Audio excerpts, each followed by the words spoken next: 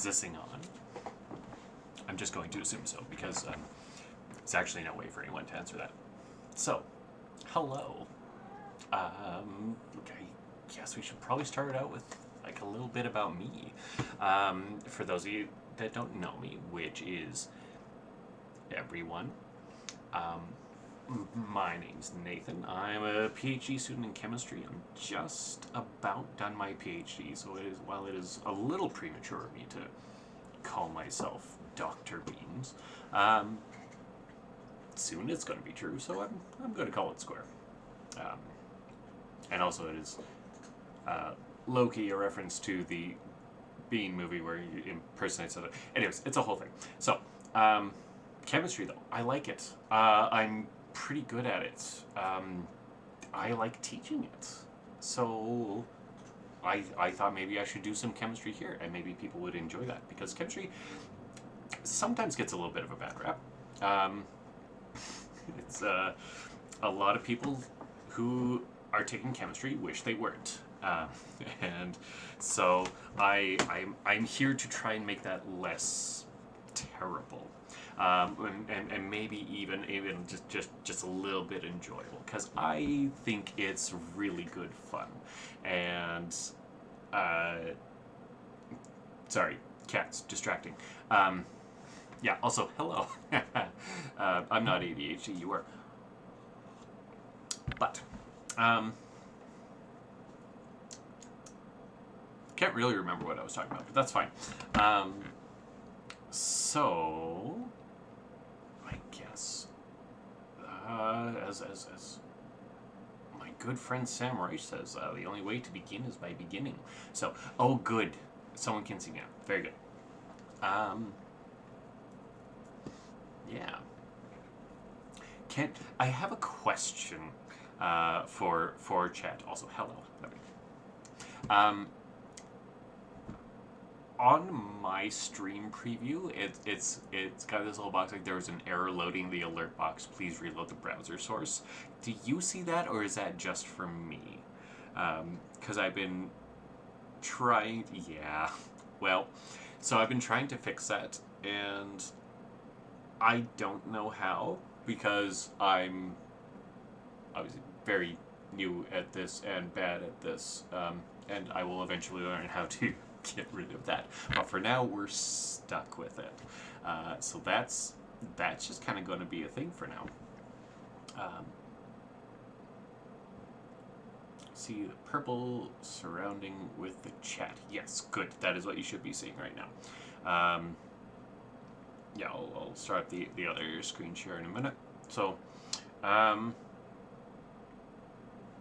yeah, we're just going to kind of live with that until I get my poop in a group and figure out how to put up the ghost leaf. Perhaps. I mean, it's worth a shot. But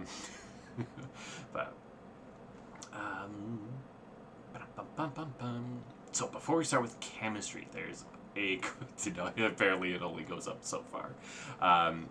Yeah, that's just I'm just going to have to deal with that later. So yeah, before we start chemistry, there was a question at the very top of the chat. What is the most explosive element when exposed to water? Yeah, I have perhaps a couple plausible answers. Because one thing I will always try to avoid is saying things that I am not sure of, or at least including a caveat that I don't know for sure. And this is also something I've been very clear with my students about when they're writing reports about, because I've always told them. Like when you're answering a chemistry question in any kind of long form, always answer to the best of your ability, to the full extent of your knowledge. And when you have reached the end of your knowledge, stop writing. Shut up. So just don't say anything else, because if you continue and you confidently say something that indicates to me that you don't actually understand what is going on, that is just as wrong of an answer as any other prototypically wrong answers. So I try to also avoid speaking past the edge of my knowledge. So, anyways, right. Question. Getting back to it. So, what is the most explosive element when exposed to water? I do not know for certain, but I can definitely talk about this. So, there's basically three candidates in my head. And the reasons are this. So, the group 1 elements, lithium, sodium, potassium, rubidium, cesium, francium. These are, in that order, increasing reactivity with water. And the neutral metal forms have one valence electron in their s orbital, and they're very, very willing to part with this electron, which makes them highly reactive.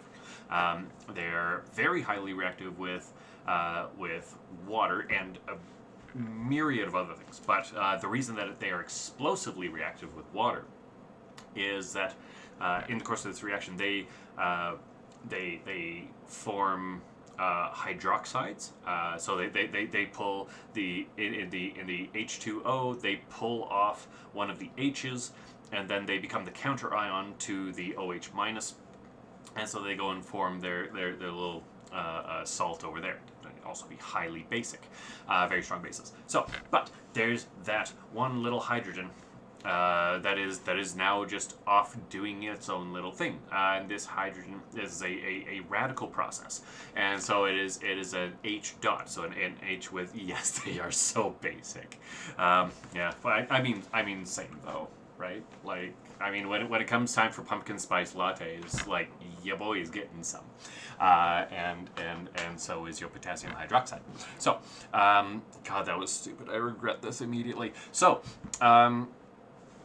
in this radical process, they produce H dot, so H, hydrogen with one electron, and this is also highly reactive and finds other H's, and together these two instances of H dot are more stable as just a molecule of H2, or hydrogen gas.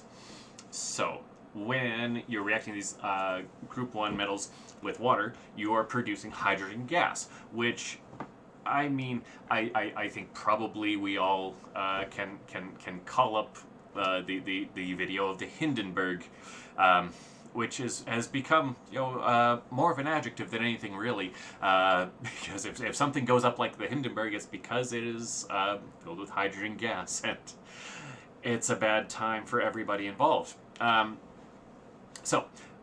But the key here is that it is not just producing hydrogen gas, it is also producing a lot of heat. It is a highly exothermic process. And so when you have something producing hydrogen gas and heat, they tend to make things go boom. And so that is the thing that makes these explosively reactive with water. So in that group 1, lithium, sodium, potassium, rubidium, cesium. So cesium is going to be the most reactive of that series because it is the furthest down in the periodic table, which means that it is working on like a whatever that number will be, a 5 or a 6s, 1, 2, 3, 4, 5, 6s orbital. So it's this massive orbital that is very far away from the nucleus. This one electron is held very loosely to the nucleus. And so it is far more reactive than the ones that are closer by, vis-a-vis effective nuclear charge, which is something I won't get into right now, but at some point I will, because I don't know if you've noticed, I tend to rabbit trail just a little, so I'm sure at some point I will go over that. But so the reason that I say cesium and not francium because francium is in the group 1 metals. This is a known element. We can isolate it, but only very briefly, because francium is not stable. Francium is a radioactive element, and it decays actually very, very rapidly. I think something on the order of like a half-life of minutes, if that. I'd have to look at it, but so it would be extremely difficult to collect an appreciable amount of francium. Because it would just you could be holding it in your hands. Don't recommend. Don't do this. But then within minutes, it would be decaying into something else. I don't remember what the radioactive series is here, but yeah. Also, please don't hold something that is very, very short half-life. That has a very, very short half-life, because that is the kind of stuff that gives you radiation poisoning and then you die. So this is why I say cesium and not francium. Now, the other thing that I could imagine being explosively reactive with water, and this is why I've hedged my bets even further, is, and because we're talking about, because the question was what element is most explosively reactive with water, I could perhaps make a case for fluorine gas. Fluorine being just, in its elemental form, just diabolically reactive. Like the person who is lauded for finally isolating francium. Sorry, francium. No, stuck. Fluorine, for isolating elemental fluorine. Was missing, I believe, several digits. I think an I as well. But he was the first one to isolate it, which is mostly true because he is the first one to have survived isolating fluorine. Attempts were made previous to this, and people just kind of died because fluorine reacts with anything. You will never find elemental fluorine in nature because it's long since reacted, because it's just unthinkably reactive. Like this as stuff will like light anything on fire. Like if you can look up videos on YouTube of just objects being like put into a stream of fluorine gas, and they'll just ignite. Because it oxidizes things so aggressively that it lights on fire. Because like combustion is essentially just rapid oxidation that makes a ton of heat and kind of sustains itself by keeping the conditions right for this rapid oxidation. And that's with oxygen. And like so, you light a fire, you light a piece of wood on fire, and the oxidation of the wood by oxygen can proceed to this kind of critical rate where it becomes self-sustaining. It's producing enough heat to continue this reaction. But that requires heat, or pure oxygen, or like liquid oxygen, but a whole other thing. But fluorine, you don't need to heat anything for this to oxidize it and light it on fire. It just goes. So like I don't know if it would be explosively reactive with water, but it would certainly be reactive. So yeah, like I'm gonna hedge my bets. I don't fully know.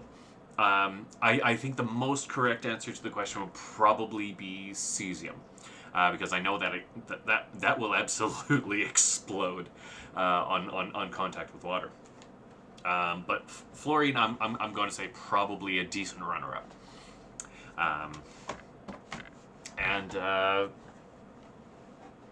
Yeah, like there's I have definitely played with some of the less intense group 1 metals, like potassium. I strongly recommend against anybody trying this officially under any circumstances, or just leave it to people like me who are allowed to be stupid because I'm well trained. But yeah, definitely do not recommend cutting potassium metal into little cubes, taking it to a lake, throwing it in, filming it, and scaring the crap out of some ducks. It's very fun. I enjoyed it very much. Yeah, so I think that's an extremely long-winded answer to the question. So yeah, you can get cesium metal. Usually comes in little sealed glass ampules, and I I'm not sure what form cesium is actually in its pure state. Probably solid, I imagine. But anyways, yeah, you can get this and basically put it underwater and then just break the ampule, and I don't know, run like hell. Yeah, that'd be my recommendation. Yeah. All right.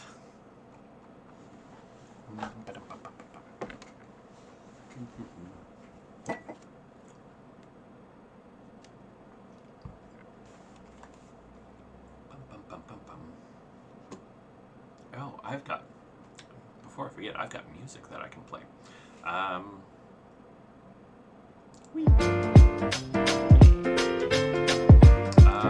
Let me know how the volume is on that. I can adjust it if the music is overly Alright. So I do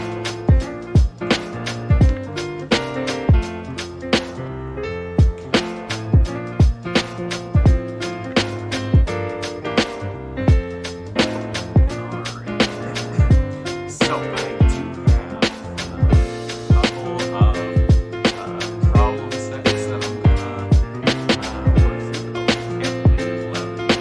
It's a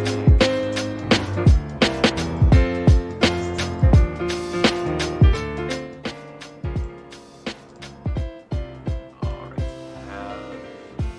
Let me know if that's good or if it needs to go quieter.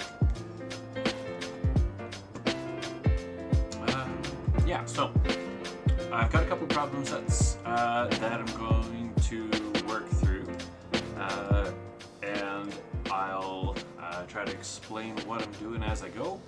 I think the problem. Yeah. Okay, so here's the problem. My headphones were really low, which made me think that the music was really quiet, but it wasn't. How's that?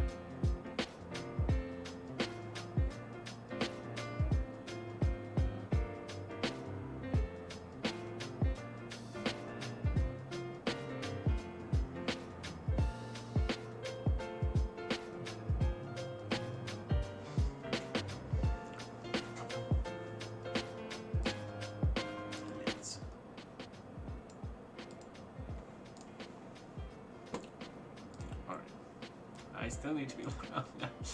Alright, that's okay. How about... Okay, how's about this? Yay, first stream kinks to work out, huzzah. Alright.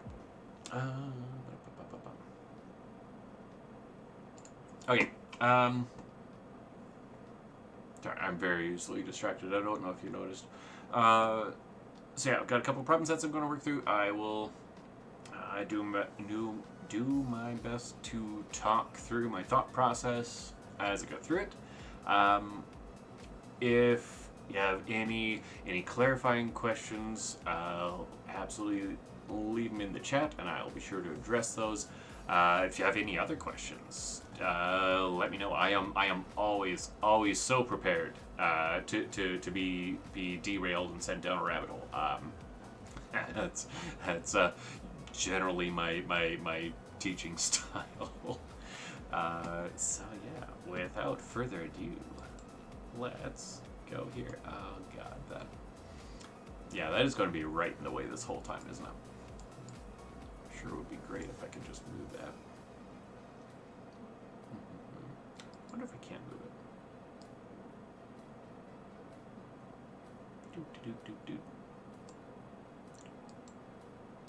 What if we just move this all way off. Alright. Let's try that. Haha. Alright. So, I still have not figured out how to make the alerts work, but I've at least gotten it out of the middle of the screen. So this is an improvement. Yeah.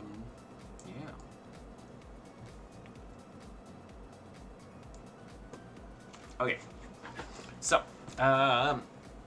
this problem set is going over some acids and bases, and just gives a little bit of information on looking at the acidity of organic acids, blah, blah. I'm not going to go over that in particular detail. I'm going to focus on the questions and talking about those.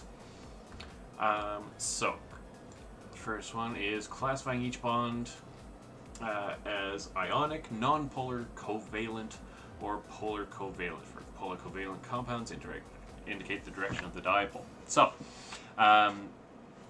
basically this is purely concerned with the difference in electronegativity of the elements on either side of the bond. So when there is, and really like ionic, polar covalent, and non-polar covalent are essentially just like it's on a continuum. Like there's essentially there's not really any such thing as a purely ionic or purely covalent bond. Like this is all on a continuum that is just based on electronegativity differences. But then even then we can get into kind of induced dipoles just because electrons are going to do their thing. So when it's asking for ionic, nonpolar covalent, or polar covalent, it's just kind of these somewhat arbitrary delineations, just like talking about the difference in electronegativity between these two and how they interact as a result of that.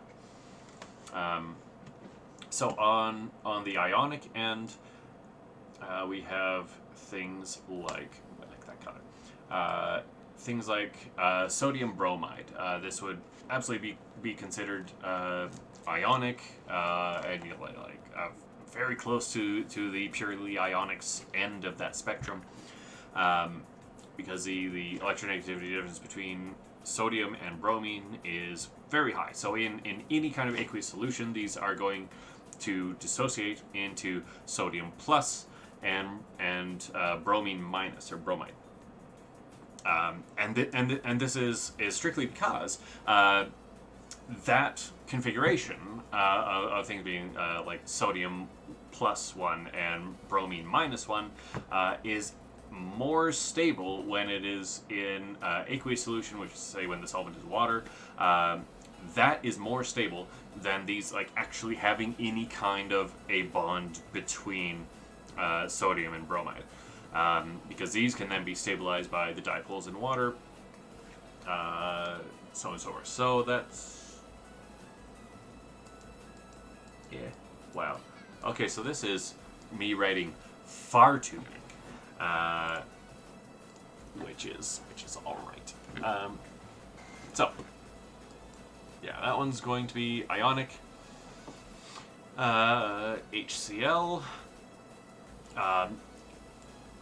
Also going to be, I would say like I would say that is an ionic bond as well, because hydrochloric acid is a strong acid, and that is actually not an arbitrary delineation, because a strong acid is by definition an acid which when dissolved in water, 100% of the acid will dissociate into its H plus and then its counter ion. That is what makes things a strong acid. So in water, hydrochloric acid isn't HCl, it is H plus and Cl minus. So yeah, this is another ionic bond. Let's color code and be fancy. So. Okay, so I am not writing out the entirety of nonpolar covalent, so we're going to abbreviate as NPC. So that is things like bromine, Br2. So obviously there is no electronegativity difference between bromine and bromine. So this is like there is no there is no polarity here. Can it still burn? Being hydrochloric acid, it very much depends on the concentration. So like on the extent of the dilution. So concentrated hydrochloric acid, I believe, is somewheres around 30% HCl, with the balance being water. So 60 some odd percent of concentrated hydrochloric acid is water already. So it's like that concentration that will wreck your day. It's like don't breathe deeply near an open container of HCl. Because it is actually quite volatile. HCl just as a molecule is actually gas phase. Naturally, it is not itself a liquid. It is just something that can dissolve in water to quite an appreciable extent. So the question, like, can it still burn you if it's diluted with water? It depends. It depends on the extent of the dilution. Because if you dilute anything enough, then it becomes essentially inert. So you could, like, I've seen lots of lots of high schools have bottles of 0.1 molar hydrochloric acid or 0.1 molar sodium hydroxide and stuff like that.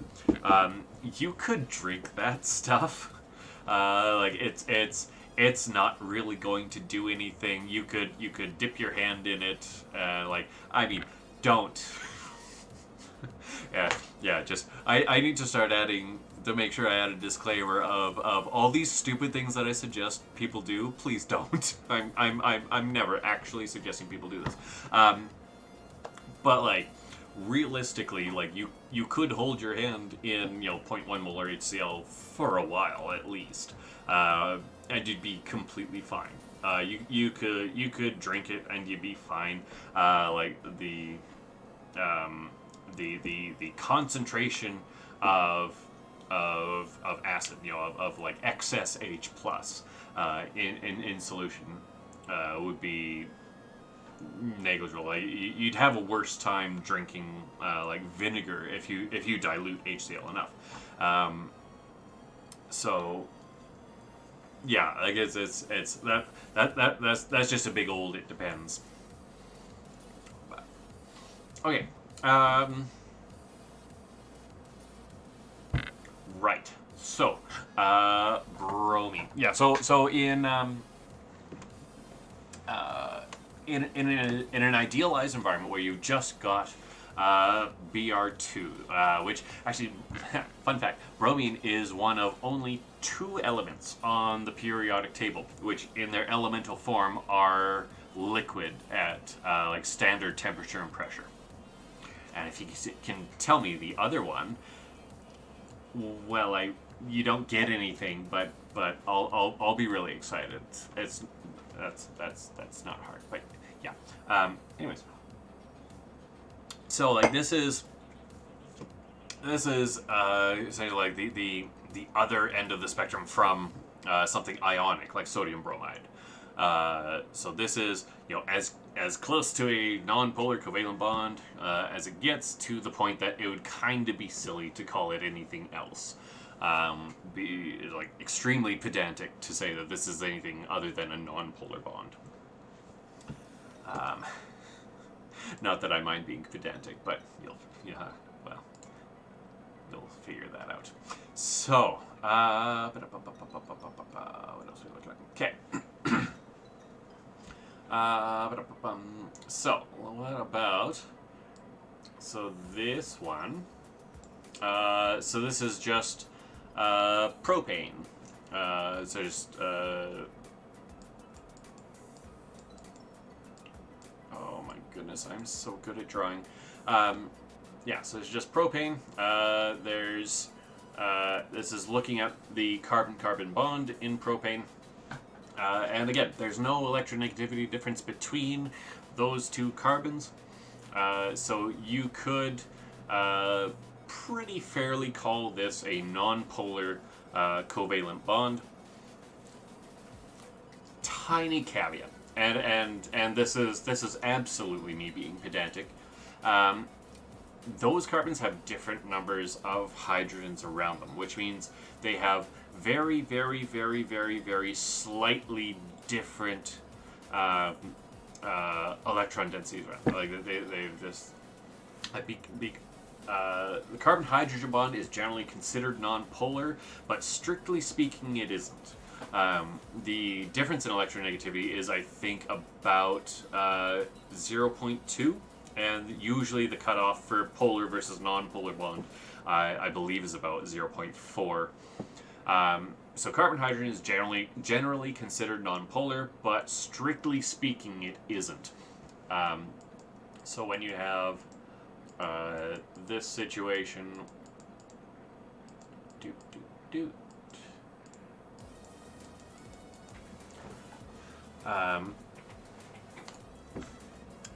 so carbon is the slightly more electronegative. So in each carbon-hydrogen bond, the carbon is pulling slightly harder on the electrons in that bond.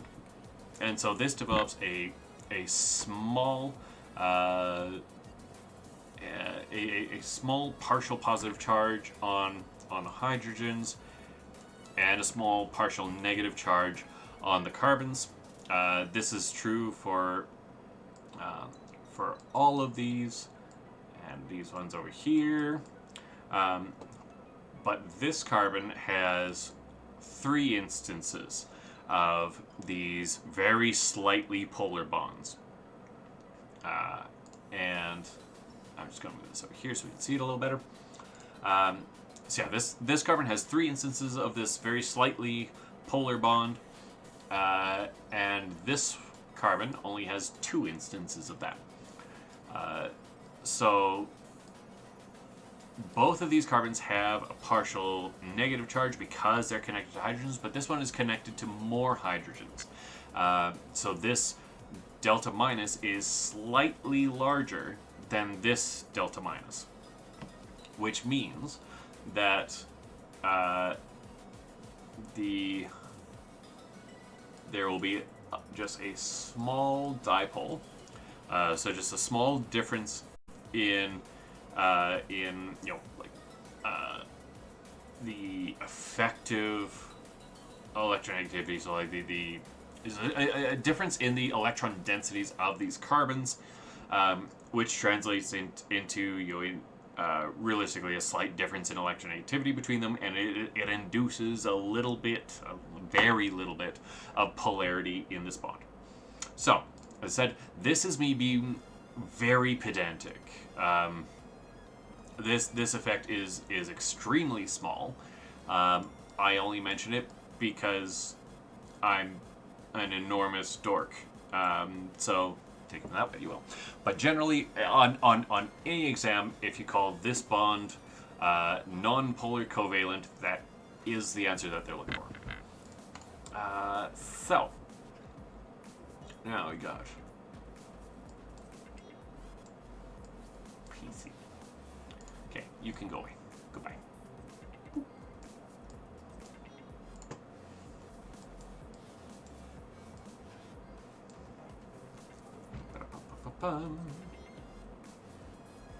Okay.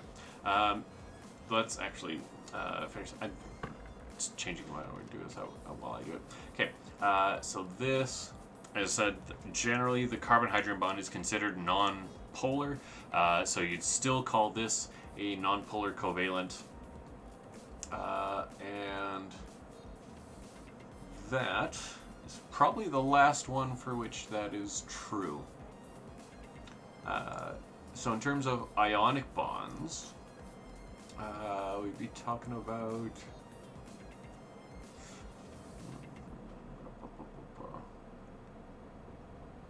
I actually don't remember if lithium carbon bond is fully ionic, because alkylithiums are usually drawn like this even in reactions, and then if you use them to react, it's these electrons that do the moving. Whereas in a Grignard like CMG.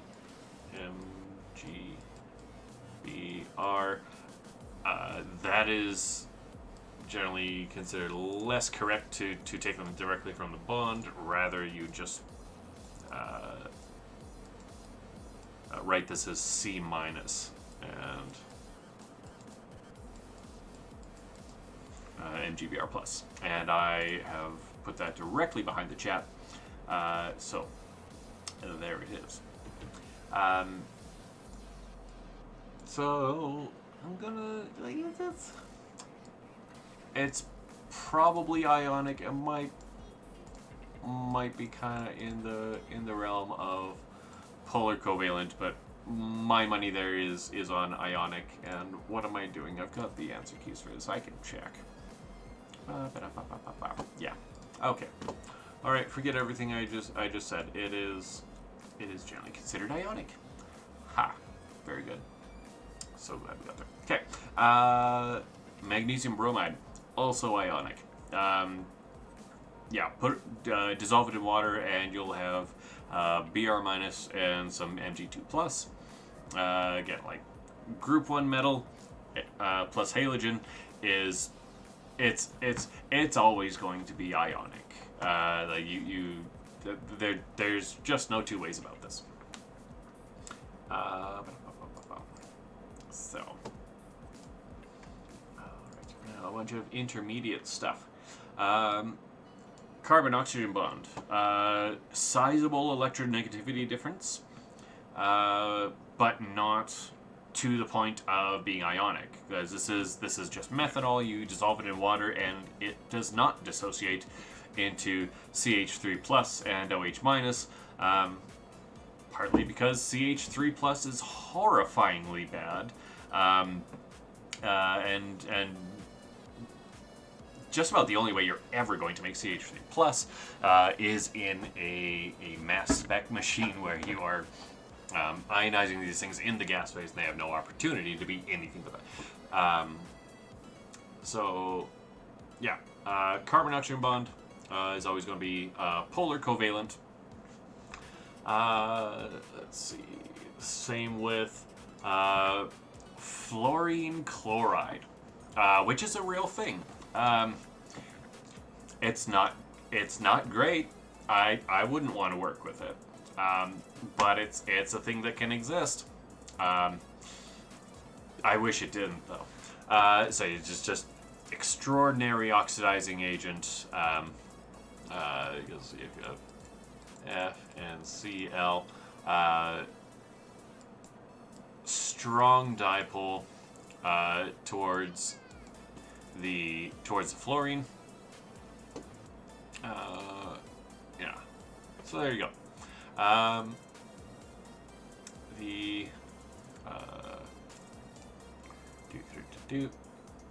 So same for the oxygen hydrogen bond of methanol. This is a more polar covalent bond than the carbon oxygen bond of the methanol, which I mean makes all the sense because it is a bigger difference in electronegativity, and the hydrogens that are attached to oxygen are generally quite acidic. As those things go, like the pKa, for example, of methanol is I believe about 15 to 16 ish, whereas water is about 14. So this is about 10 times weaker of an acid than water. but still very much an acidic hydrogen. So yeah, same's going to be true of water itself. And this, I haven't looked at the Adams key yet, but this is what I assume. So this would be a polar covalent bond. Well, okay, so I think there's two ways that you can answer this. You could say that this is non-polar covalent because this is between a carbon and a carbon. Which, I mean, is fair to say. Same electronegativity, there should be no polarity between them. However, the trifluoromethyl group is highly inductively withdrawing. So when you got, let's move over here for a minute.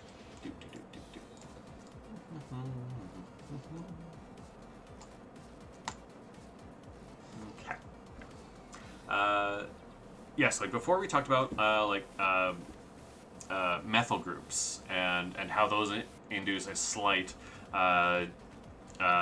negative partial charge on the carbon. When we're talking about fluorine,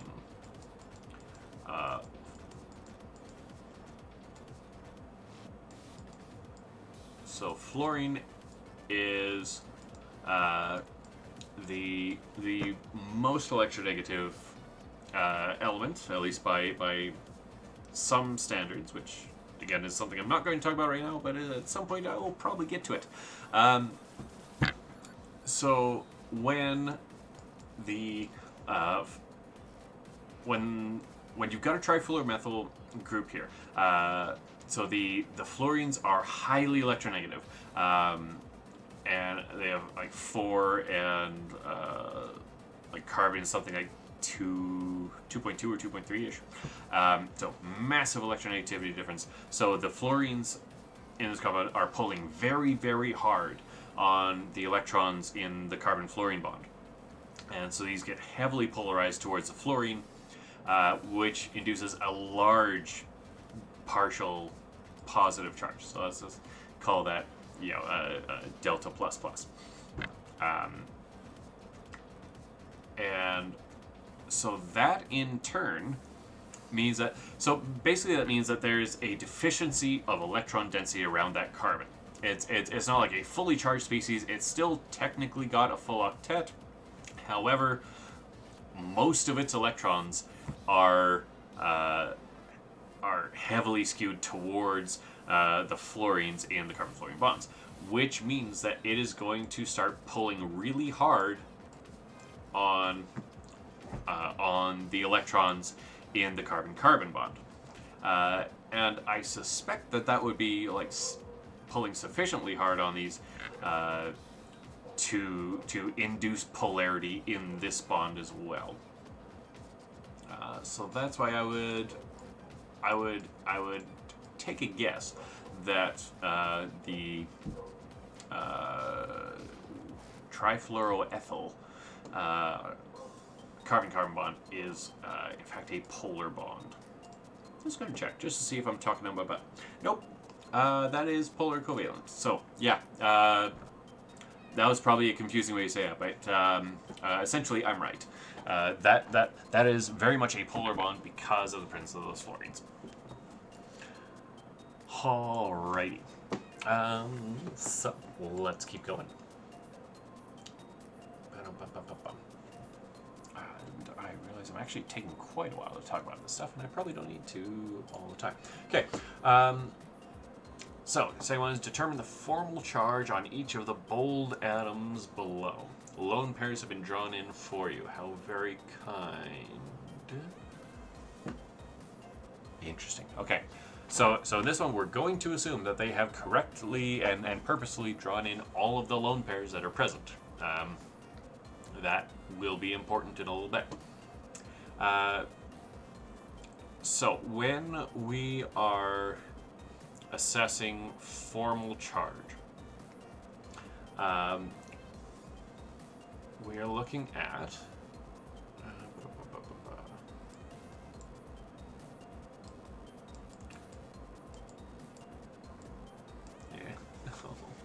gosh, I wish I could actually write like a normal human, but here we are. Oh, hey, I can do text on this. Let's try that. Oh, I hate that font. Okay, let's do that. Can we make this bigger?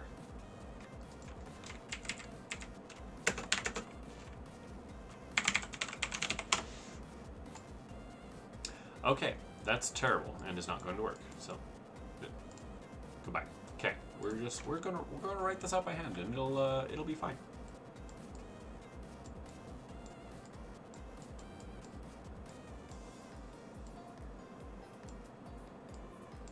Okay.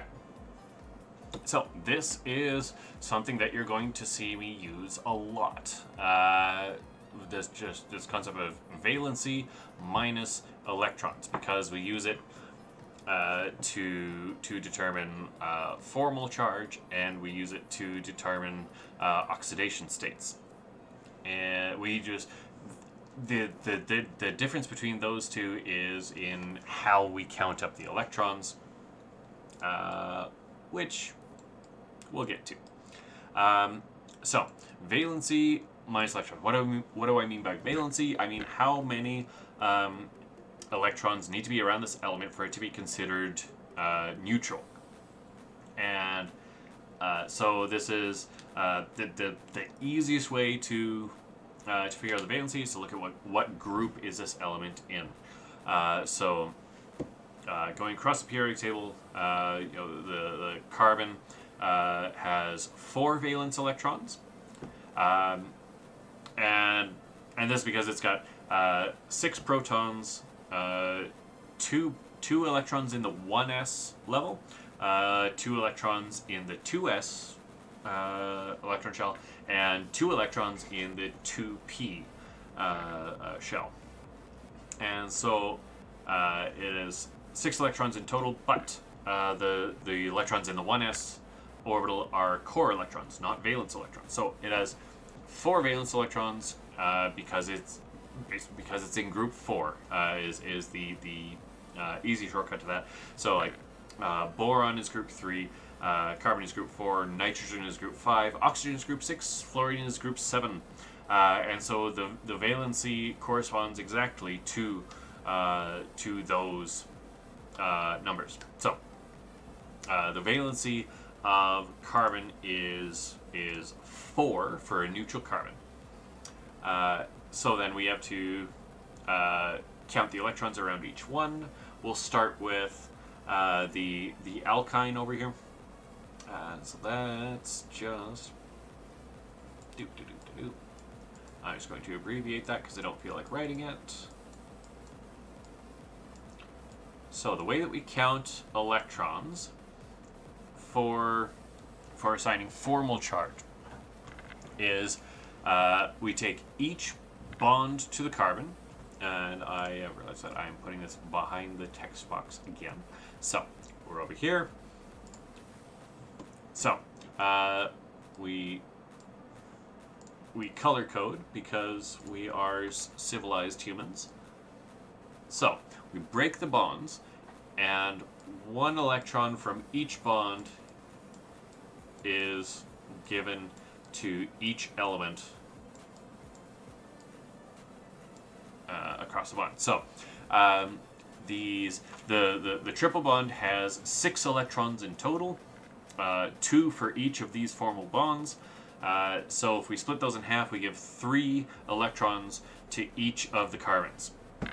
And so so this carbon, which is the one that we're assigning formal charge to, this has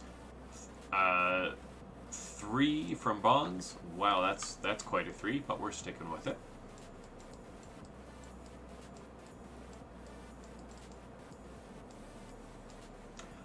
And lone pairs are fully localized on the atom that they're assigned to, or at least that's how they're considered for calculating formal charge. So we say 2 from the lone pair. So this is 5 electrons around this carbon. Again, carbons valency is 4, and we've counted 5 electrons around it, which means the formal charge is oh, nice. 4 minus 5 equals -1. Yeah, so we would put a negative charge on that carbon, which I mean this should check out, because normally something like an alkyne would have a proton on the terminal carbon. It's quite an acidic proton. I'm not going to explain why, because I don't super well understand the it's called anisotropic effects, something pi effects. I don't understand it well enough to explain it confidently, so we're just going to leave that there. But yes, this would be a negatively charged carbon, and a spectacular nucleophile, actually, because of that additional electron density. And if you look at the other carbon on this, I know they didn't ask, but what am I if not a pick-me girl? So you would split that bond in half as well, giving 1 electron to this carbon, which would mean it ends up with 4 and has a formal charge of 0. It's what we expect, because carbon always wants to have 4 bonds and no lone pairs in order to be neutral. And let's not talk about carbines right now. Okay, I think there's probably just like one more of these that I'll do, and then I'll move on, I think. Maybe. We'll see. I'll decide when I get there. So we've got R. I'm just abbreviating. All of this stuff is R now. To C, H, H. Now, here's where it's important that we are going to assume that they have done this on purpose. Because they, in terms of adding lone pairs to these structures, because there is no lone pair on this carbon. So we must assume that all we've got is these 3 bonds. And so that means that when we're doing our formal charge calculation, then we've got the valency is still 4, because the valency. Oh yeah, that's actually something to point out. So when we're going over valency minus electrons, valency never changes. This is a constant. Constant. So it is only ever the number of electrons around the compound that will change. The valency never changes. So in this case, we've got a valency of 4 still. We break each bond in half, and each of them gives 1 electron to the carbon, and that's 3, unless I am counting wrong, which I don't think I am. So this would be a formally positive carbon, and actually in this case, it's not just a formal charge. This is a full-on positive charge. This is a carbocation, which is slightly problematic for reasons I'll get into. So this is there's 3 bonds around this carbon and no lone pair, which means this is actually an electron deficient carbon. This has an incomplete octet, and so is very much wanting to have more electrons around it, and is a fantastic electrophile.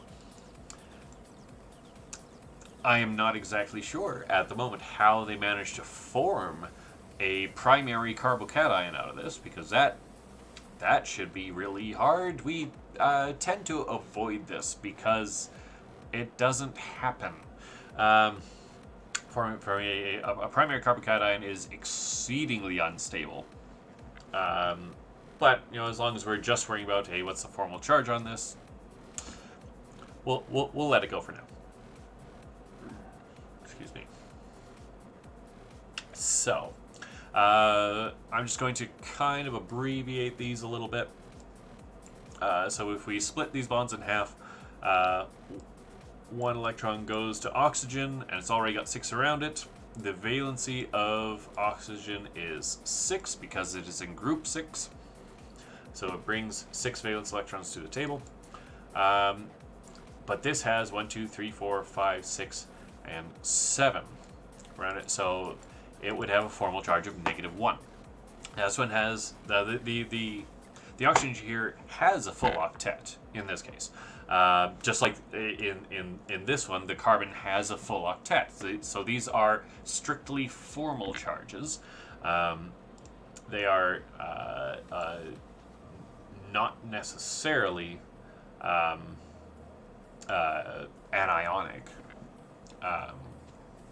But anyway, so that's the distinction there. So this one is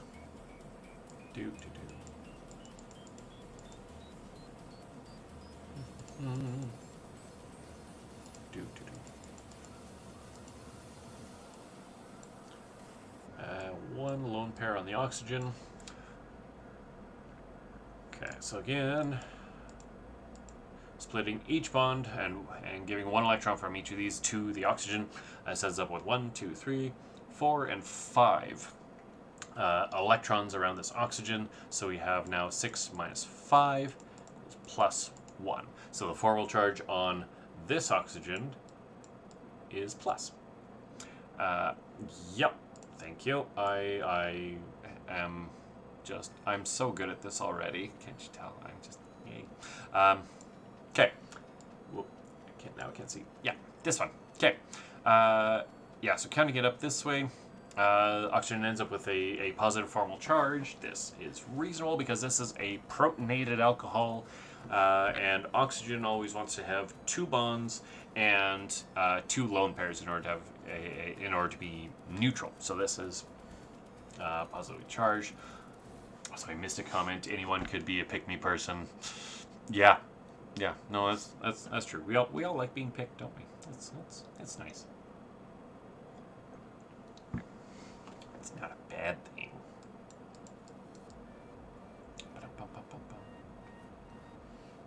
Okay. Formal charge, and you must draw in lone pairs as appropriate. Well, what if I don't wanna? Oof.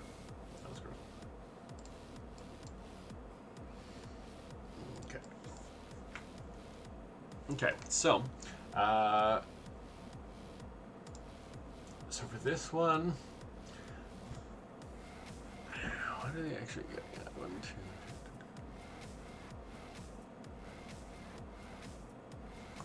2. Sorry, fruit fly. So if I just want to talk about how we know when to draw in lone pairs. Because sometimes we will and sometimes we will not. And more or less for this case, it just depends on just counting up the number of bonds and not breaking the octet rule. Because for any second row element that's what'll be lithium, beryllium, boron, carbon, nitrogen, oxygen, fluorine, and neon. You cannot break the octet rule. They cannot support more than 8 electrons. If you draw more than 8 electrons around these, you are wrong.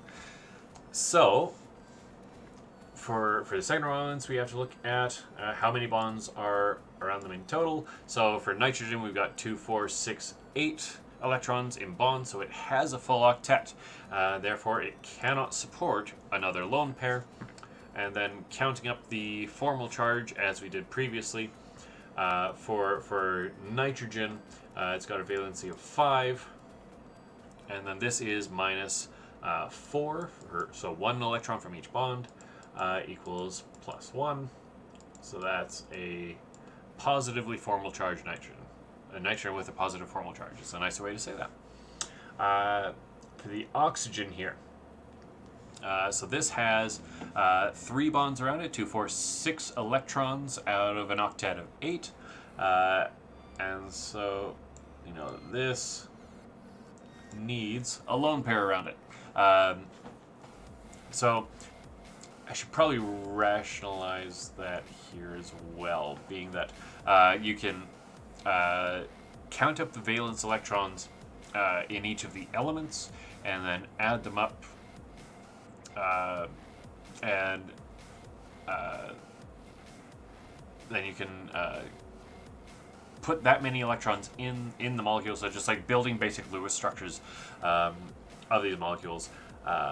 So for example, every hydrogen adds 1, every carbon adds 4, and the oxygen adds 6, which means this is 12, 18, 24, 25. So a valence of 25. And we'll get to changing that in a minute. Again, every bond is 2 electrons. Every lone pair is 2 electrons. So it's going to be 1, 2, 3 bonds in each methyl group. So 3, 6, 7, 8, 9, 10, 11 bonds in this molecule.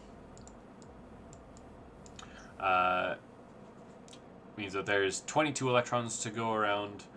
There's 22 electrons tied up in bonds.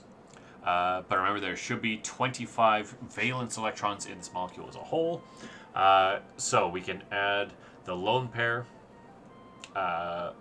which puts it at 25 minus 24. So that means we should be looking for to put one more electron in this compound. However, once we've done this, there's nowhere else to put any electrons, which is also how we know that there is a formal positive charge. So this is, in fact, not 25, it is 24, because this is an overall positively charged compound.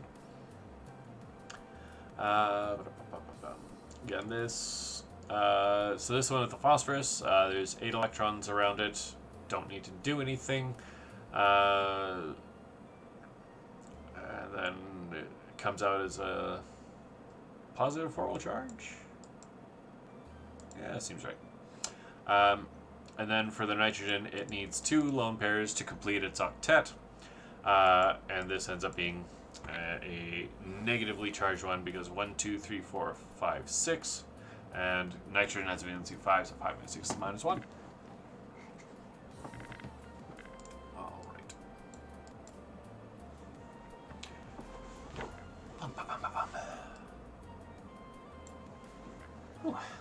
That was a lot of talking. I'm going to have some water.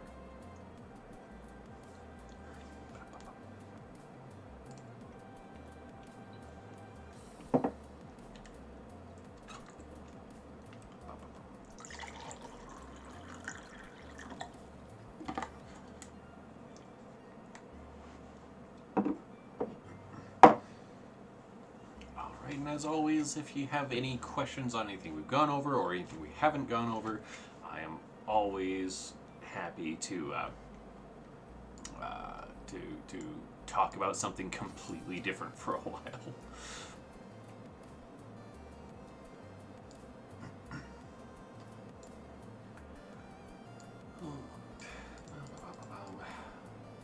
I don't super feel like doing that one. If anybody wants to, we can, but let's see. Curved arrows. Okay. This is one we can talk about. I'm going to make this a little finer. Red is going to be my electron movement. Okay. So it says use curved arrows to show the flow of electrons for each acid-base reaction shown below. Just drop hashtags in the comments. Do anything. I have no idea. Maybe. Because I know there's tags that I set for the stream before I do it, and those perhaps help people find me, but I have no idea if it does anything in the chat or anything else. I am just an ignorant millennial. So if anybody knows, yeah, let me know. All right. So, showing electron flow. So first we draw the lone pairs because, well, just because. We always draw the lone pairs because it's correct. All right. So, here we've got phenol and ethoxide. So ethoxide being a strong base, and phenol being a relatively acidic alcohol, and definitely we'll go through a bit of why that is in just a moment. So when we're drawing curved arrows, always want to draw from the source of electrons, which in this case is the O minus, and we draw that over to the atom that it attacks, which is the hydrogen on the phenol. But now, when we've drawn that arrow, this is indicative of the oxygen using its lone pair to form a bond between the oxygen and the hydrogen. So you could envision a transition state of this reaction being something like this.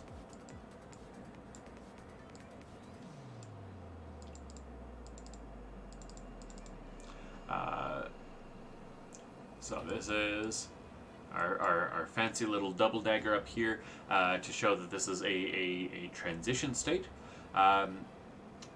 So this may look weird to you. I hope this looks weird to you because hydrogen cannot support two full bonds. Each of these bonds has two electrons in it, and hydrogen can only support two bonds because it only has reasonable access to the 1s orbital. And so it's like hydrogen and helium do not abide by the octet rule because they don't fill their p orbitals because those are way higher in energy. So they follow the rules of stable duet rather than an octet. So when you form a new bond between this oxygen and the hydrogen, you must break its other bond. And so the electrons in this oxygen hydrogen bond have to break, and they move onto the oxygen, turning this into phenoxide, and then the hydrogen is taken away to form this ethanol. Now the reason why this works, and it's very good that they put equilibrium arrows here, because this absolutely would be, but it is one that would be heavily skewed towards the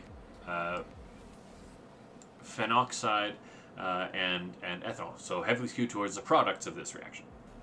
And when we're talking about acid-base reactions, the rule of thumb that works very, very, very well, and which you should always use, is that the equilibrium favors the side of the reaction with the weaker acid. So here we're talking about this is the phenol here is acting as an acid, the ethoxide is acting as the base, and then the ethanol here is the conjugate acid of ethoxide because it has gained a proton, and the phenoxide is the conjugate base of phenol because it has lost its proton. So the products here are heavily favored because, well, which correlates to the fact that ethanol is a significantly weaker acid than phenol. Ethanol, the pKa is around 16 or so, whereas phenol, the pKa is around, I think about 10. Somewhere between 9 and 10. And pKa being a logarithmic scale, that basically means that phenol is 1,000,000 times more acidic than ethanol. It's six orders of magnitude. And the reason is, so when we're assessing the pKa of stuff, generally we look at, or the acidity of compounds. We're assessing acidity of compounds. We look at the stability of of its conjugate base. So, ethoxide is the conjugate base of ethanol, and it's relatively stable, but it has a very high electron density around this oxygen. There's 3 lone pairs. There's a fully negative charge here, and that charge is fully localized on the oxygen. It has nowhere to go. So this is an oxygen effectively with a charge of -1. However, when we're looking at the conjugate the conjugate base of phenol, now we're looking at phenoxide, and so when we're looking at that, no, actually, I do need it to be in double bonds.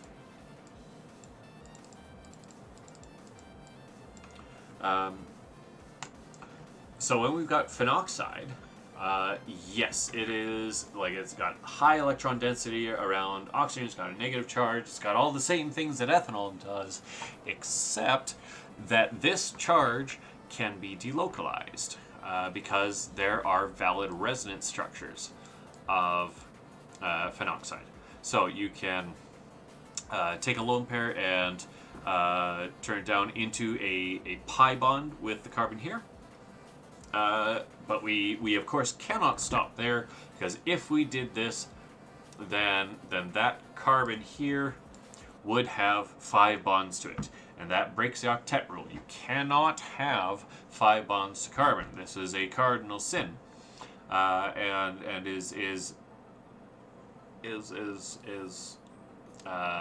frowned upon. I have been made fun of in exams for, well, I shouldn't say I have been. I have seen people made fun of by professors who are a little bit crotchety.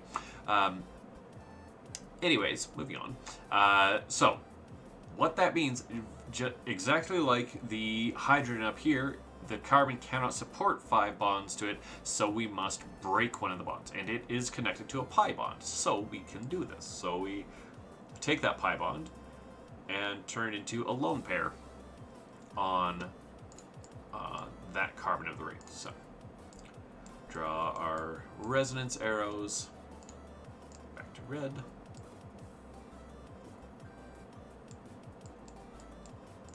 So our oxygen now has a double bond to that carbon, and this one's got a lone pair and a negative charge. So here we've delocalized this negative charge. It has moved onto this carbon, and we can keep going because this is not the end of this resonance structure. So we use the take the lone pair to form a pi bond between these 2 carbons. Now we have to continue not breaking the octet rule and move that pi bond onto that carbon. More resonance arrows. 12 years studying chemistry and I still can't draw a damn hexagon. Well, that's okay. I'm comfy with who I am. So, lone pair ends up here, negative charge ends up here. That stopped being a negative charge. There we go. So, now we have further delocalized this negative charge onto a different carbon. And we are still not done, because now we can take this lone pair and move it one more spot up onto here and form our pi bond there, and move this pi bond up onto that carbon as a lone pair. And we'll draw our final resonance structure. Oh, that's gorgeous. I'm so good at this game. Even grosser.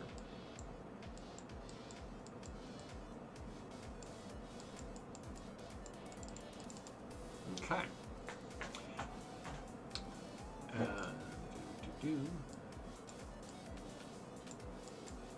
Okay, and of course this can once again be used to form a pi bond there and restore the aromaticity of the benzene ring, and then that necessitates the breaking of the carbon-oxygen double bond, and we get back to the phenoxide. So this is a very, very different negative charge than the one on ethoxide. Ethoxide, the negative charge had nowhere to go. Phenoxide, we can delocalize the charge onto 4 different atoms. And resonance is a hugely powerful method of delocalizing charge, because we always want to spread out charge as much as possible, because one of my chemistry professors would always say that nature abhors a focused charge. So the more that you can spread charges out, the more stable they become, or rather the less unstable they become. So the conjugate base of phenol is much, much more stable, which is to say less reactive, than the conjugate base of ethanol. And this means that it is more okay for phenol to lose that proton and become negatively charged than it is for the ethanol to lose its proton and become negatively charged. It's 1,000,000 times better, in fact, when you do it with phenol instead of ethanol. And it's because of this resonance structure.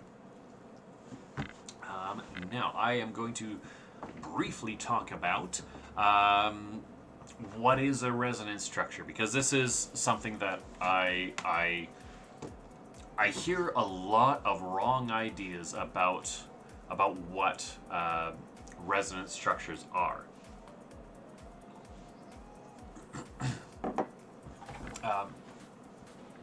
So when I say that this charge is delocalized and you can put it onto these different atoms, this does not mean that this molecule has a -1 charge and this lone pair, these extra electrons that just like move around this molecule, and at different times, if you took a snapshot and just froze time, you would find the charge on different atoms. That's not what this is. Resonance structures are not different forms that a molecule adopts at different times. Resonance structures are simultaneous representations of what the molecule is. That was a terrible way to say that, and I'm going to try again in a minute. But that is to say, all of these resonance structures exist at the same time. When you add them together, they are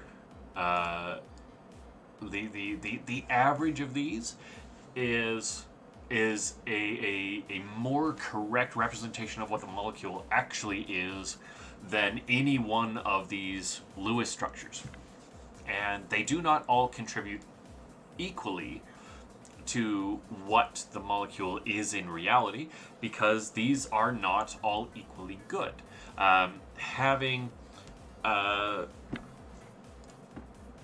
So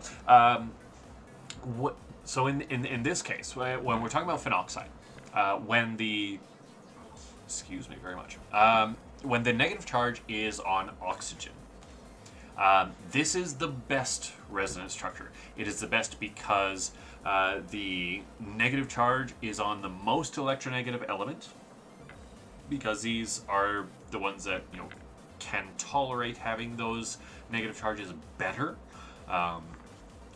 But also, uh, this resonance structure contains an aromatic ring, so that single bond, double bond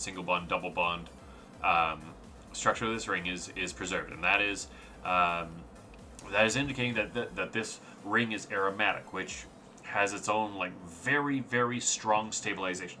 So for multiple reasons, this is the vastly better resonance structure than the others, because these ones have a negative charge on carbon, which is not ideal at all. We don't love that. But also, all of these resonance structures break the aromaticity of the aryl ring. So for both of those reasons, they are less good resonance structures than this one. So they contribute less to what the molecule actually looks like. But this isn't to say that they're not important. They're not equally important to determine what the actual molecule is. They're not equally important to to this representation, to the minus charge on oxygen. But they are important in that this does spread out the negative charge over the entire molecule. Not evenly, but somewhat. And so let's. I want to do one more example of a resonance structure, and then. Whoops. God, I wish I could draw. And this one is perhaps even simply a little easier to grasp. So this is just benzene. It has that single double bond pattern in it, which we associate with in this case an aromatic ring. I'm not going to talk about aromaticity and anti-aromaticity right now, but don't worry about it. So if we draw a resonance structure of the benzene, what we can do, we're going to skip over the ones that we could draw with lone pairs, because while those are valid resonance structures, in this case they're not important to the actual structure of this molecule, and that's because they are so much worse than just the neutral benzene ring that you can neglect them safely. They are so much worse than the neutral resonance structures of this that they have a negligible influence. So we're just going to go pi bond to pi bond resonance here. So this one moves over to this side, this one moves to this side, and this one moves to this side. And so that ends up with another benzene ring that looks like this. So these are resonance structures of each other, because if you number them 1, 2, Jesus, it'd be great if I could draw worth anything.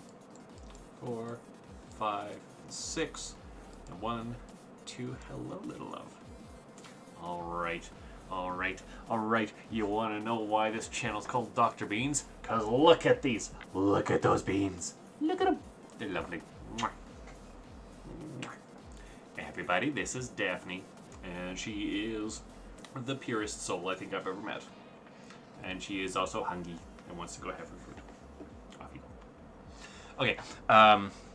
Right. So if we keep all the numbering between these two representations of benzene the same, see the double bonds are all in different positions.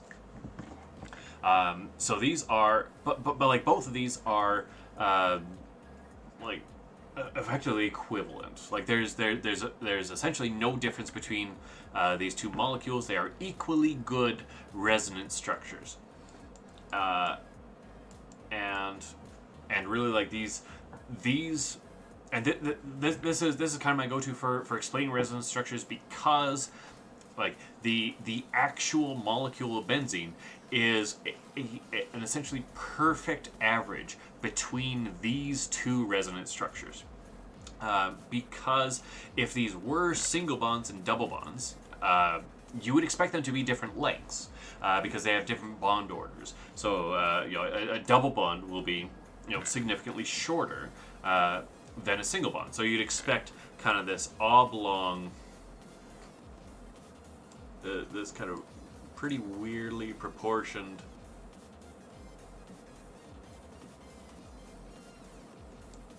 thing where you've got these shorter double bonds. This is kind of exaggerated, and also behind the chat. I'm so good at this. So you'd have this really weird, messed up thing with short bond, long bond, short bond, long bond. But this is absolutely not what we see, because in an actual molecule of benzene, all of the carbon-carbon bonds are exactly the same length.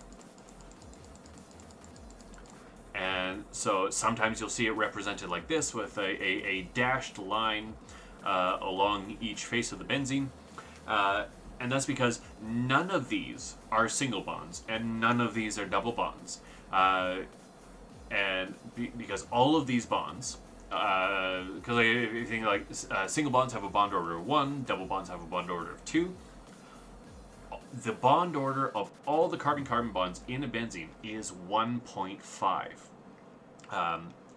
And like you can get crystal structures of benzene, and you can measure it. They are exactly the same length, and that's every single molecule of benzene has this feature. And so like that's why I say like resonance structures are not two different forms of that the molecule can adopt at any given time. They are representations that, when combined, form like the weighted average of the resonance structures based on how essentially like how good the resonance structure is. That is the most accurate representation of the molecule.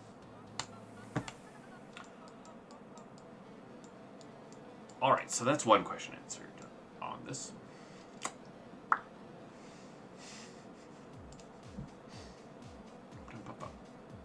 Okay. All right. So I saw Daphne's tail twitching. I thought she was going to go chase Percy, but she's not. Anyways, that's fine. You do you, boo. Okay. Arrows. I judge people a little bit when they don't include lone pairs, particularly for mechanistic questions like this. All right, so always go from the source of electrons to the target, I guess. Yeah, so protonating a ketone, the oxygen of the carbonyl attacks the proton of the H3O+, just a generic strong acid, and ends up in this protonated ketone and water. And this, hello.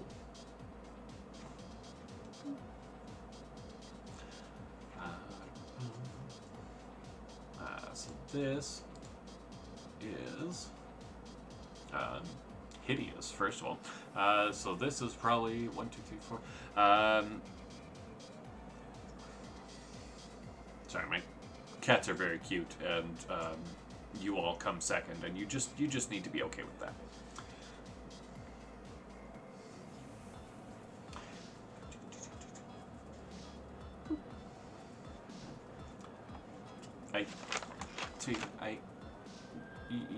You're on top of my mouse. I cannot do chemistry. Oh, that's a big stretch. Yeah, show everyone the butthole. Very good. All Okay, so we've got a carbanion, which is more likely in the form of like a Grignard.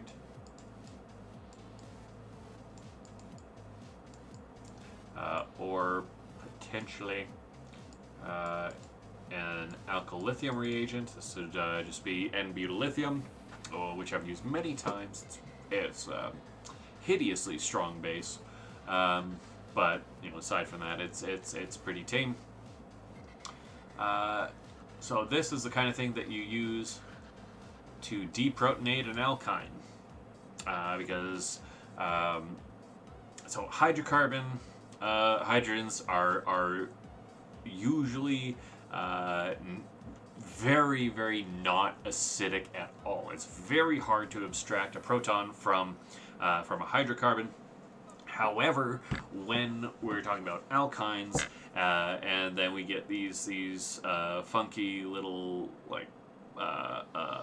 effects from being that close to multiple pi bonds, we get anisotropic effects that make the carbanions that are formed relatively okay. So normally, like a CH bond would be pKa of about 43-ish. So extraordinarily not acidic at all. However, the pKa of an alkyne proton is roughly 25 or so, somewhere around there. Which means like you still need a very strong base in order to remove that proton. But it can be done because it is 18 approximately orders of magnitude easier to take off this proton than just a random one from the saturated alkyl chain. So this ends up being pretty doable. Now,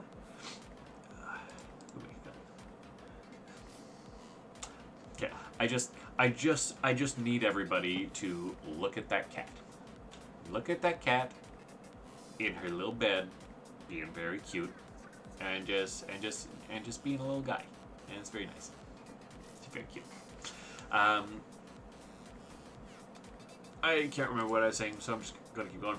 Again, we have not drawn lone pairs on, which I disapprove, but that's okay. So, we've got a negatively charged amine, which is a plenty strong base to react with acetic acid here. Doot.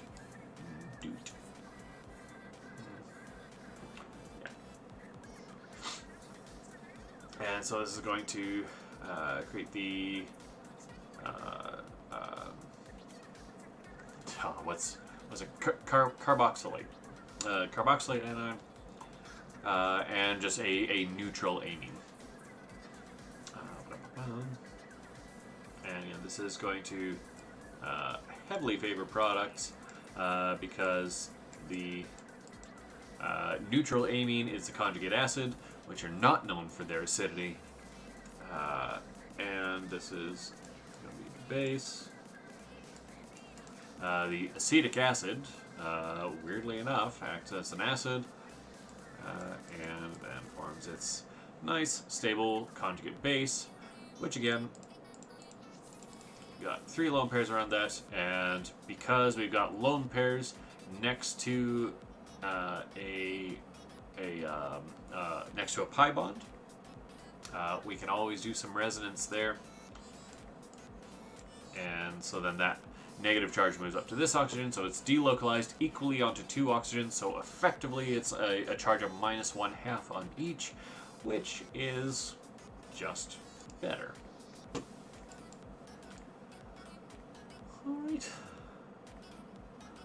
Alright.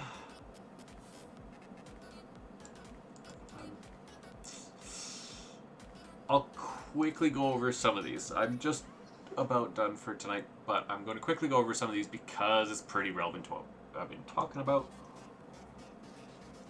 Um, and this is just like, so this is just going to talk more about like the ways of assessing like what's the stronger acid and what's well, you know, what is the more stable conjugate base, stuff like that. So I'm just going to quickly go through some of these. So again, we identify the more acidic compound by looking at the stability of the conjugate base. So for each of these, we've got. So this is going to be the conjugate base of the alcohol. This is going to be the conjugate base of the thiol. So between these two, the more acidic compound is the thiol, and that is because the more stable conjugate base is the sulfide. And so this is, and it's just because, again, all we're looking at is like what is the most diffuse charge. Well, like which of these compounds does a better job of spreading out the charge on the molecule. And really, I mean, you could also very reasonably say that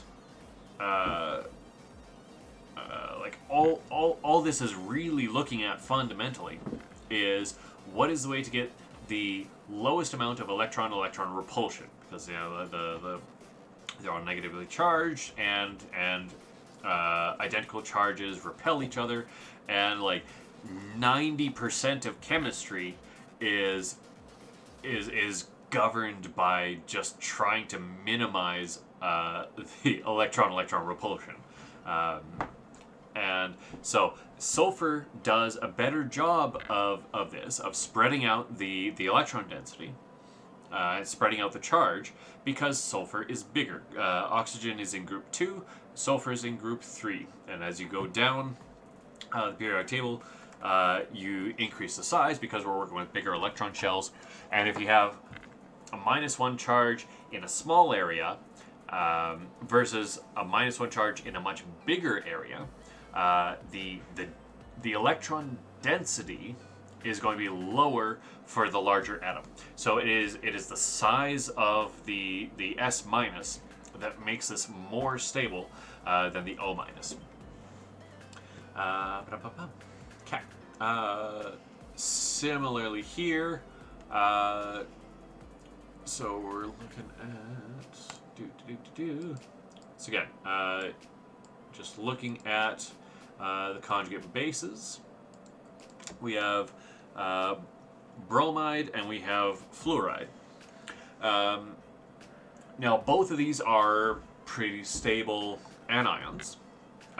Because they are highly electronegative, and that matters because things that are more electronegative have a higher effective nuclear charge, and are just more able to support a negative charge and be stable. It's less terrible to have a negative charge on a more electronegative element. I can talk about why some other time, because I don't feel like doing it now. But again, fluorine is a group 2 halogen. A second row, I should say, not group 2, because that would be silly. But it's in the second row, so its electrons are in the 2p electron shell, whereas bromine, we're looking at the 4p electron shell. So again, this is just an issue of size. Fluorine is itty bitty, and bromine is big, is very, very thick. So the bromine is going to be the more acidic compound. Or I should say the hydrobromic acid is more acidic than the hydrofluoric acid. Hydrofluoric acid, unless it is concentrated, is going to be it's a weak acid, whereas hydrobromic acid is ridiculously strong acid. It's a much stronger than even hydrochloric acid. And oh my goodness, hello Danny, thank you so much, love you. So now we've got an amine and an alcohol. And between those two, it is the electronegativity. So when you're comparing these things across rows, the determining factor is going to be electronegativity, because the more electronegative elements are going to support the negative charge better, and there's not a big difference in the size of these elements. So in this case, the ethanol is the more acidic. Good. And we could, I suppose, if we're being good little chemists, we can draw this out, and it ends up as N with 2 lone pairs, and then oxygen, Okay, good enough. So, comparing across rows, we look at electronegativity. Comparing across columns, we're looking at size.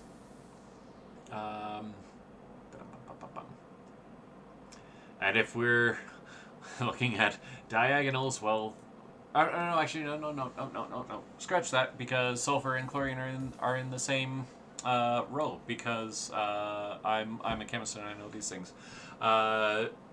So between the thiol and the HCl, we're always going to be, in this case, we're looking at electronegativity, which goes to the chlorine. And so hydrochloric acid is going to be a stronger acid than thiol, which, absolutely yes. Okay, so that's a good one. So yeah, phenol versus cyclohexanol. Ooh, that's I'm just going to say that was a double bond, and that was on purpose. Yep. Good. Okay. Do.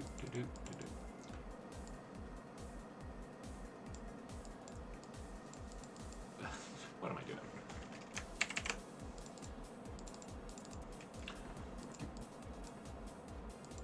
Okay. So again, as above, what we're doing here is we're going to appeal to resonance for this one, because phenoxide, as I went over ad nauseum before, has tons of resonance. We can delocalize this charge all around the ring, come up with 4 resonance structures. It's massively stabilized. But the cyclohexanol has a bunch of unwritten hydrogens, and so there can be no resonance stabilization for cyclohexanol, meaning that the conjugate base is less stable, so the acid is less acidic. All right, and same thing for this one up here. We're looking at just a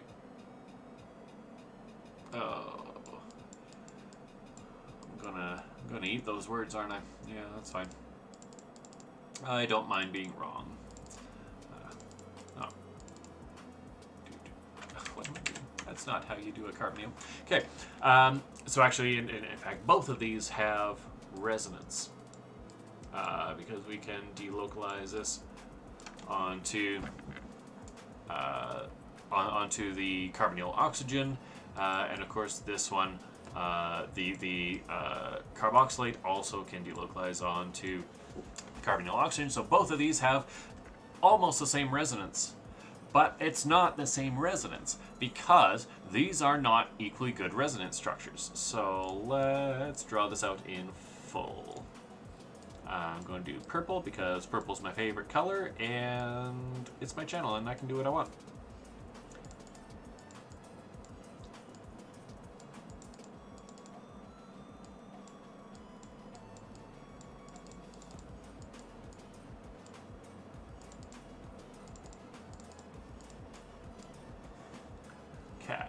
So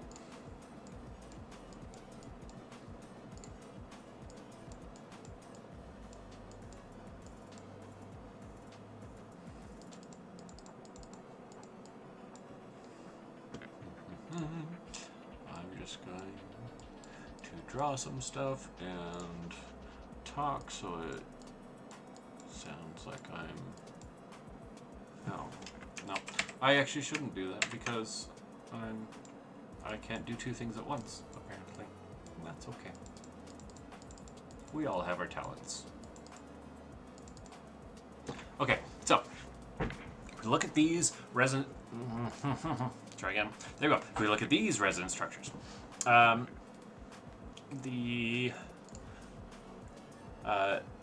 so the carboxylate has two completely identical, equally good resonance structures. So effectively, this is a minus half charge on that oxygen and a minus half charge on that oxygen. But the other one, with just the ketone, these resonance structures are not equally good. This one is in fact much better than the carbon ion. So this is going to be like a minus, like I'm just going to throw out a number, don't worry about it, doesn't actually mean anything. So call this like minus 3/4 charge on the oxygen, and that's minus 1/4 on the carbon. Again, those numbers are meaningless, don't take them to heart, they're not correct, I guarantee you that. But what this is saying is that the charge here is mostly localized on the oxygen. And so it is, in fact, not as spread out of a charge as the carboxylate anion. And so that means that this one is more stable. The conjugate base is more stable than the conjugate base of the other one. So this, the acetic acid, is the stronger acid. I don't know why I'm pointing at the screen and expecting that to mean anything, but that's okay. It's just kind of a thing. Don't worry about it. Okay, got some questions. So, does resonance on the carboxylic acid have an easier time donating a proton because of the electron pi bond shifting? I'm not sure if what I said was an answer to that. It's easier time donating a proton. If you mean that, like, is the carboxylic acid more willing to donate the proton because of the resonance? Yes. Like certainly more than like an ethoxide. An ethanol rather, because that would not have the resonance, and so acetic acid is something like 1 trillion times more acidic than an ethanol, because of the presence of the carbonyl and the resonance stabilization of the anions that you can get via this kind of reaction. Compared to the ketone here, they are both willing to donate that proton because of the resonance that you can get from that carbonyl. So it is absolutely the same effect that is allowing both of these things to be acidic, but it's just that the carboxylic acid is more acidic because of the more effective delocalization of the charge than is present in the ketone. And hopefully that makes some good sense. As to whether hydrogen bonding on the carboxylic acid has an effect on this. So, when it is in the carboxylic acid form, I would say no, because it would be a hydrogen bond donor, which, like, there's definitely interactions that you can they can see between that and a hydrogen bond acceptor. It doesn't really play into the acidity of the compound or the willingness of this compound to give away that proton. the like that is like the acidity of the carboxylic acid compared to the ketone is the way it is because of how effective the delocalization of that charge is in the carboxylate. Um, yeah, awesome. You're welcome. Thank you for the question. I love it. Questions are amazing. There's absolutely no such thing as a stupid question. I mean, even if there was, I just like if there's something that might qualify as a stupid question, please ask it because I will never make fun of anybody for asking a stupid question. I might make a little bit of fun of someone for instead of asking a stupid question, doing a stupid thing. So questions are good, always good.